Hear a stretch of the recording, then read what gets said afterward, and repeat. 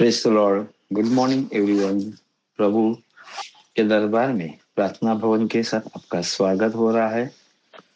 मैं pastor Glenn D cruise. आज का बुधवार में हम एक वचन को देखेंगे। इससे पहले आप सब ठीक ठाक होंगे, विश्वास करता प्रभु में आपको आशीषित किए। हालेलुया,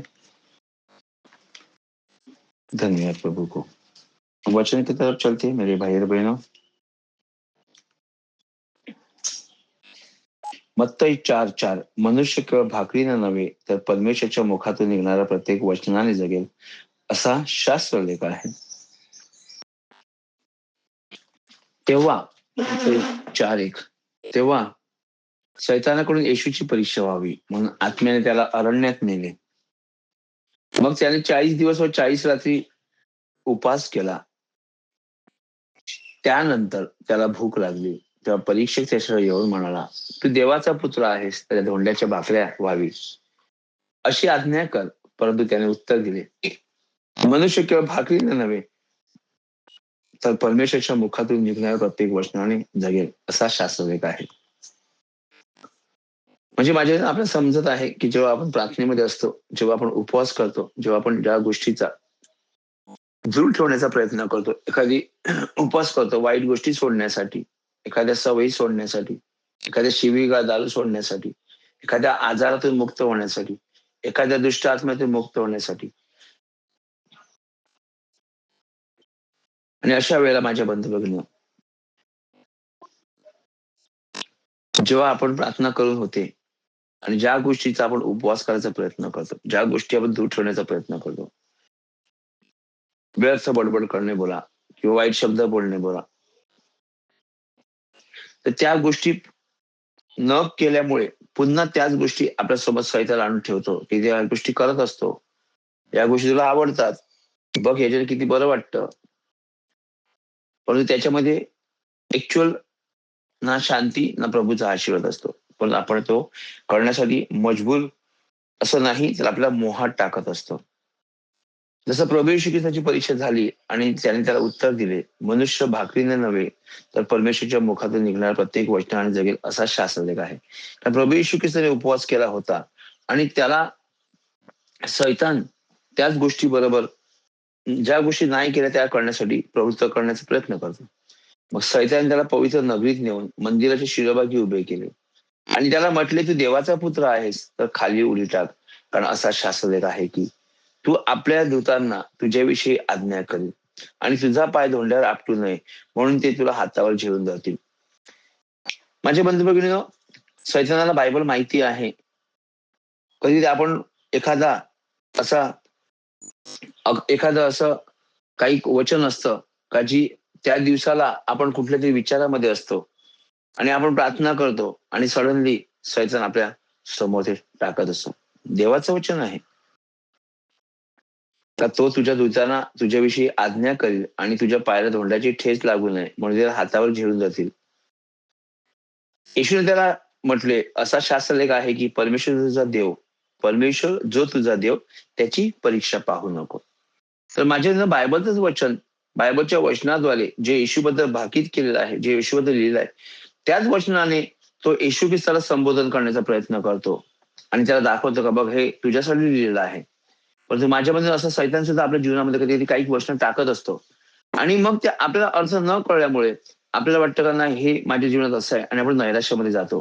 पण प्रभूच्या वचनाने कधीच कोण नैराश्यामध्ये जाऊ शकत नाही। प्रभूच्या वचनामुळे आपल्याला शांती आनंद मिळतो, कारण परमेश्वरचा आत्माच बोलतो, प्रभूचं वचन बोलतो। योहान 14:6 मार्ग सत्य आणि जीवन मीच आहे। तर माझ्या बंधू भगिनीनो, जेव्हा तुझा पाय धोंडा आपटू नये म्हणून ते तुला हातावर झेलून धरतील, तेव्हा येशूने त्याला प्रत्युत्तर केले, असा शास्त्रलेख आहे की परमेश्वर जो तुझा देव त्याची परीक्षा पाहू नको।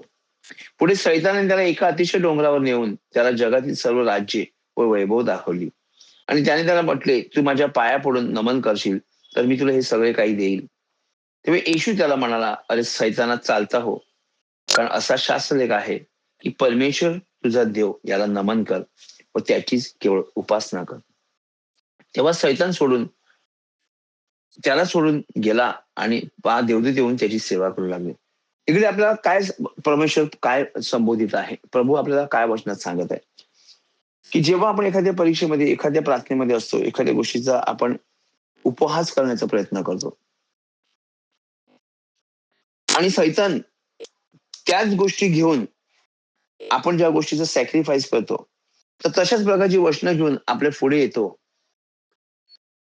आणि आपल्याला मोहात टाकायचा प्रयत्न करतो किंवा आणि कुठलं वचन घेऊन आपल्या डोक्यातले विचार असतो, त्याला तो पुढे आणून ठेवतो आणि तसंच मी तुम्हाला सांगितल्याप्रमाणे आपल्या डोक्यात देवाचं वचन आहे. पण नाही, आत्म्याच्या प्रेरणेने चाला. म्हणजे तुम्हाला देव असा पूर्ण करणार नाही. तर जे मला देवाने असं सांगितलं, मला देवाने तसं सांगितलं, हे देवापासून आहे, ते देवापासून आहे. मला असं स्वप्न पडलं. पहिलं पारखा माझ्या बंधनं. प्रभूच्या वचनाला काय लिहिलेलं आहे? मी काय विचार करत आहे? माझ्या विचारामुळे हा मला स्वप्न पडला का? माझ्या विचारामुळे सैतानाने वचन माझ्यावर ठेवलं का?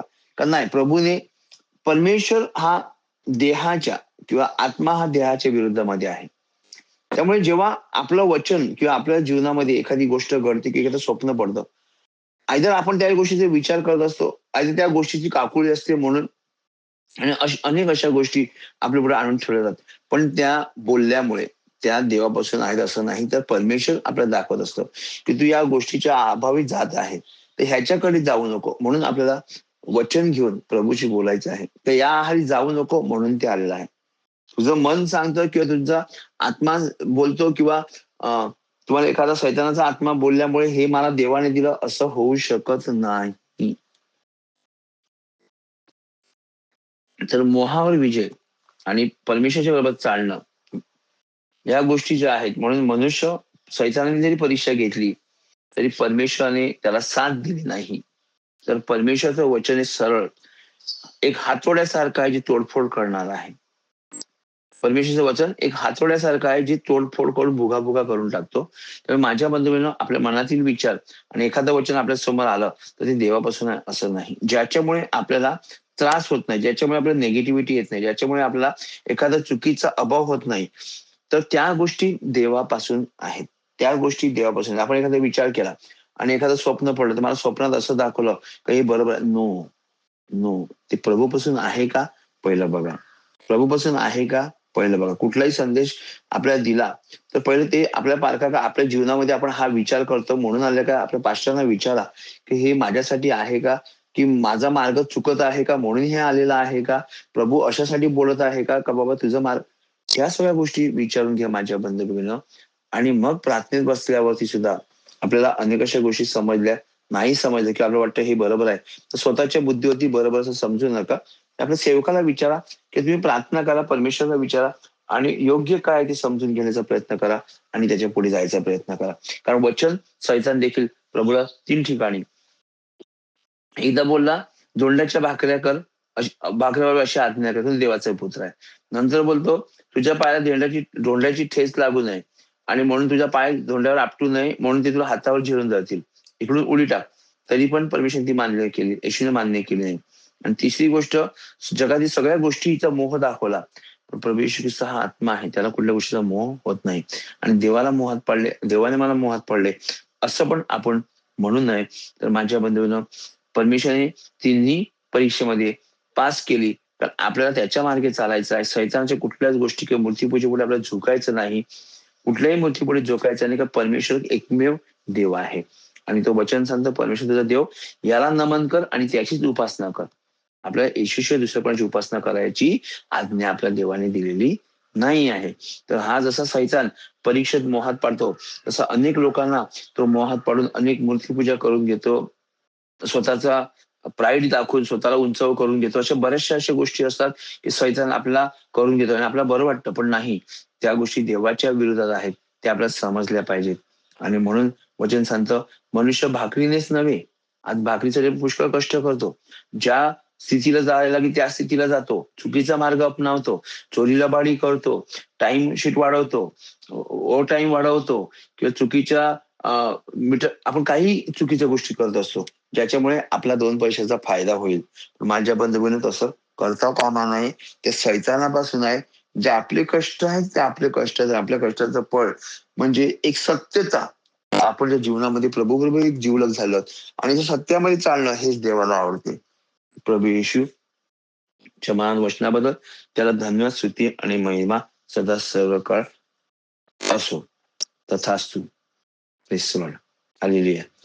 आजचा दिवस सुख, समाधान, शांतीचा जावो आणि परमेश्वर संपूर्ण चर्च लोकांना ऐकणाऱ्या प्रत्येकाला आशीर्वादित करो. आमेन. हालेलुया.